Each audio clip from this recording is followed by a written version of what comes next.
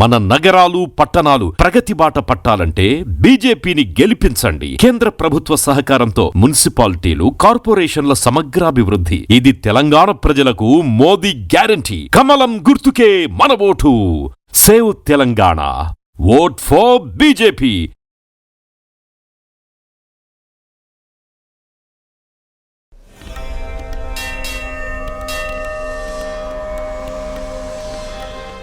నమస్తే.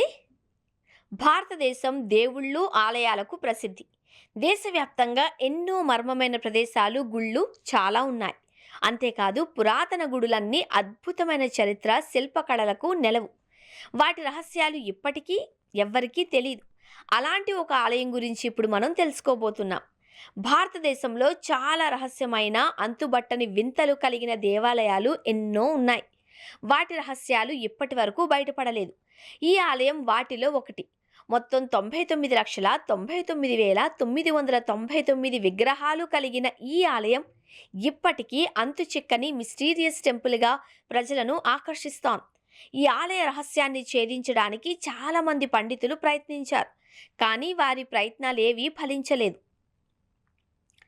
ఈ ఆలయంలోని విగ్రహాల గురించి అనేక కథలు ప్రచారంలో ఉన్నాయి. ఒకప్పుడు శివుడు కోటి మంది దేవుళ్ళు, దేవతలతో కలిసి ఎక్కడికో వెళుతూ ఉండగా మార్గ మధ్యలోనే చీకటి పడింది. రాత్రి సమయంలో దేవతలంతా ఒక చోట ఆగి విశ్రాంతి తీసుకున్నారట. అలా దేవతలందరూ నిద్రలోకి జారుకున్నారు. శివుడు ఉదయాన్నే నిద్రలేచి చూస్తే దేవతలందరూ ఇంకా నిద్రలోనే ఉన్నారు. దాంతో ఆయనకు కోపం వచ్చిందంట. కోపంలో నిద్రపోతున్న దేవతలందరూ శిలలుగా మారాలి అని శపించాడు అని నమ్ముతారు. ఈ విగ్రహాల గురించి మరొక కథ కూడా ప్రాచుర్యంలో ఉంది. అప్పట్లో కలు అనే హస్తకళాకారుడు ఉండేవాడు అని, అతడు శివపార్వతులతో కలిసి కైలాస పర్వతానికి వెళ్ళాలి అని అనుకున్నాడట.